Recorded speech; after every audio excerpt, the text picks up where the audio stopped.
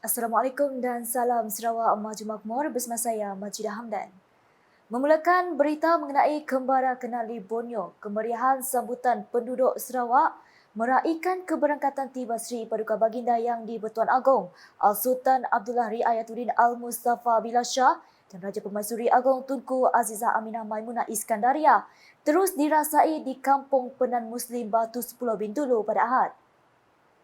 Penduduk pelbagai lapisan masyarakat dilihat teruja menyambut keberangkatan tiba Sri Paduka Baginda sambil mengibarkan jalur gemilang dan bendera Sarawak di sepanjang laluan menuju ke majlis yang diadakan di pekarangan Masjid Darul Falah itu.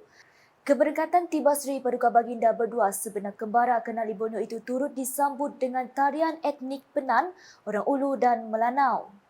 Pada majlis sama, Sri Paduka Baginda berkenan menandatangani plak kembara Kenali Borneo dan menyampaikan sumbangan kepada asnaf. Sri Paduka Baginda juga menunaikan solat maghrib di Masjid Darul Falah. Rombongan Sri Paduka Baginda turut diiringi Menteri Pelancongan Seni dan Budaya Malaysia Datuk Seri Tiong King Sing serta Menteri Pelancongan Industri Kreatif dan Seni Persembahan Sarawak Datuk Seri Abdul Karim Rahman Hamzah. Hadir sama menyambut keberangkatan tiba Pertimbalan Menteri Infrastruktur dan Pembangunan Pelabuhan Datuk Mahjong Rengi. Rombongan Kembara Kenali Borneo diteruskan ke Jajambat Nyabau sebelum Sri Paduka Baginda menghadiri santapan malam di kediaman Tuan Yang Terutama TYT Pemangku Yang di-Pertuan Negeri Sarawak, Datuk Amar Muhammad Asfia Awang Nasar. Sementara itu, Kembara Kenali Borneo Sri Paduka Baginda Yang di-Pertuan Agong Al-Sultan Abdullah Riayatuddin Al-Mustafa Billah Shah dan Raja Permaisuri Agong Tunku Azizah Aminah Maimunah Iskandaria berkenan menelusur Jejambat Nyabau atau Nyabau Interchange sepanjang 1.23 km pada malam Ahad. Keberangkatan tiba Sri Paduka Baginda berdua serta rombongan di Jejambat terpanjang di Sarawak itu sekitar jam 7.20 malam dan disambut oleh Pengarah Jabatan Kerja Raya JKR Sarawak, Insinyur Teknologis Richard Tajan. Dalam pada itu, Al-Sultan Abdullah berkenan menandatangani memento untuk pihak JKR Sarawak sebelum Sri Paduka Baginda berdua berkenan bergambar kenangan bersama Insinyur Richard serta pegawai-pegawai kanan JKR Sarawak di mercu tanda berkenaan. Sri Paduka Baginda berdua kemudiannya berkenan menghadiri santapan malam di kediaman Tuan Yang Terutama TYT, Pemangku Yang di-Pertuan Negeri Sarawak, Tan Sri Datuk Amar Muhammad Asfia Awang Nasar. Selanjutnya, Premier Sarawak Datuk Patinggi Tan Sri Datuk Abang Abdul Rahman Zahari Tun Datuk Bopeng menyifatkan bekas Menteri Muda Pembangunan Luar Bandar dan Kemudahan Awam Sarawak, Mendiang Datuk Seri Ambrose Blikau benturan sebagai seorang pemimpin yang berjiwa rakyat, berpandangan jauh dan berwibawa. Katanya Sarawak kehilangan seorang pemimpin yang dihormati oleh setiap lapisan masyarakat tanpa mengira bangsa dan agama. Datuk Ambrose Blikau was indeed a great leader. He was with us, particularly in PBB, through thick and thin. When we had crisis, he stayed together with other Iban leaders in PBB and defending PBB and defending the way we should govern the country, multiracial. And I think he has contributed a lot. Beliau berkata demikian ketika ditemui media semasa mengunjungi kediaman mendiang di Jalan Kedandi Lorong 8, Taban Dusun Kuching pada petang Ahad. Turut hadir isteri beliau Puan Sri Datuk Amar Jumani Tun Tuanku Bujang, Timbalan Premier Sarawak Datuk Amar Douglas Ugat Embas dan isteri Datuk Doreen Mayang, Ahli Dewan Undangan Negeri Adun Tupong, Fasruddin Abdul Rahman dan mantan Ahli Parlimen Kapit Tan Sri Datuk Amar Leonard Lingi juga. Mantan Adun Katibas itu meninggal dunia pada Sabtu pada usia 70 tahun dan akan disemadikan di Taman Peringatan Nirvana Kuching pada Isnin. Beliau meninggalkan balu Datin Sri Mary Teresa Matias dan 3 orang anak. Untuk rekod, mendiang telah menjadi Adun Katibas selama 42 tahun selepas memenangi kerusi itu ketika berusia 26 tahun pada pilihan raya negeri PRN 1979. Kecemerlangan beliau di kawasan itu terbukti apabila menang tanpa bertanding dalam 2 PRN iaitu pada 1996 dan 2001. Selepas sekian lama berkhidmat sebagai wakil rakyat, beliau mengambil keputusan untuk berundur pada PRN 2021 dan seterusnya bersara dari politik. Antara jawatan kabinet yang pernah beliau sandang ialah Menteri Muda Perancangan Sumber, Menteri Muda Keuangan, Menteri Muda Pembangunan Luar Bandar dan Kemudahan Awam. Beliau juga pernah memegang jawatan sebagai Setiausaha Agong Parti Pesaka Bumi Putra Bersatu PBB. Keperkembangan di Sebuyau, penyaluran geran projek kecil luar bandar MRP, bukti komitmen Kerajaan Sarawak dalam membantu rakyat di kawasan luar bandar. Menteri Utiliti dan Telekomunikasi Sarawak Datuk Jelaihin Rawi memberitahu dengan adanya geran MRP sedikit sebanyak dapat membantu persatuan dan pertubuhan melaksanakan program dan memanfaatkannya dengan sebaik mungkin.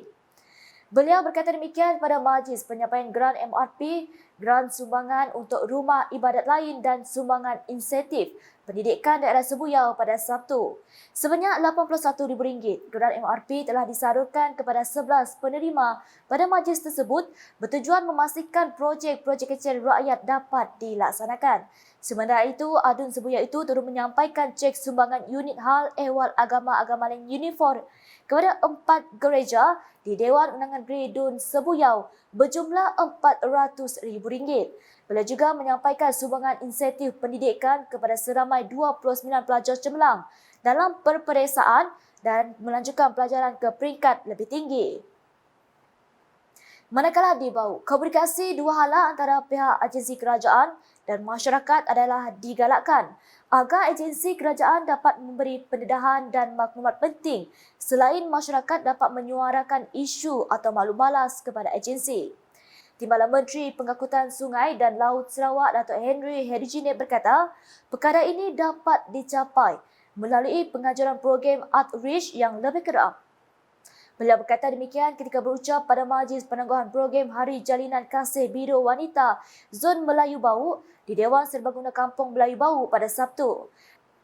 Dalam pada itu, Datuk Henry Herijinep yang juga Adun Tasik Biru berharap agar maklumat yang diperolehi semasa program diadakan seperti ceramah dari Perkeso, Polis Diraja Malaysia PDRM dan Agensi Anti Dadah Kebangsaan AADK yang menyentuh isu-isu terkini seperti perlindungan diri untuk pekerja, isu penipuan atas talian dan juga isu berkaitan penyalahgunaan dadah. Selain peranan ibu bapa dapat dikongsi kepada mereka yang tidak dapat turut serta.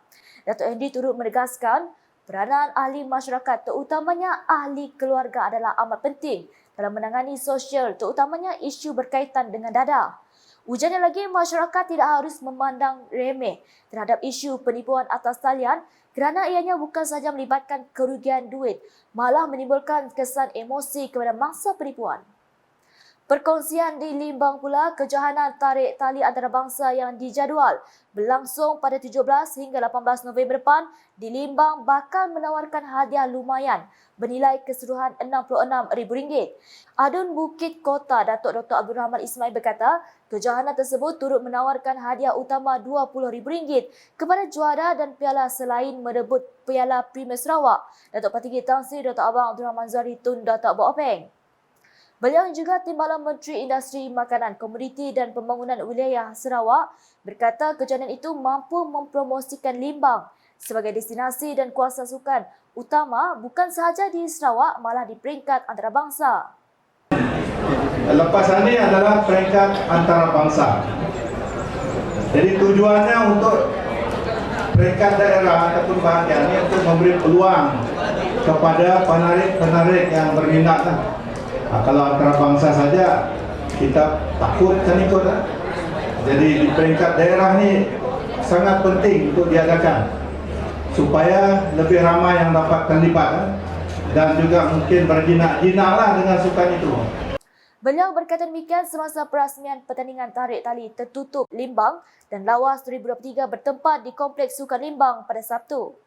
Menurutnya, beberapa pasukan dari luar Sarawak telah mengesahkan penyertaan antaranya dari Sabah, Semenanjung Malaysia, termasuk negara jiran iaitu Brunei Darussalam dan Kalimantan, Indonesia. Katanya lagi, beliau mahu menambah kemudahan-kemudahan yang ada supaya daerah Limbang dapat menjadi tempat untuk penganjuran pelbagai aktiviti sukan, peringkat kebudayaan dan sebagainya. Sekian edisi Tengah Hari bersama saya, Majidah Hamdan. Berita lebih lanjut boleh dapati di semua platform media sosial UKAS, termasuk portal ukas.sarawak.gov.my dan UKAS Channel di YouTube. Sebelum mengakhiri buletin UKAS, Kami tinggalkan dengan anda paparan kemeriahan Kembara Kenali Borneo Sri Paduka Baginda Yang di-Pertuan Agong Sultan Abdul Hari Ayatuddin Al-Mustafa Billah Shah dan Raja Pemaisuri Agong Tunku Azizah Aminah Maimunah Iskandariah di Kampung Penan Muslim Batu 10 Bintulu pada Ahad. #Saluran Informasi Rakyat Salam Khas.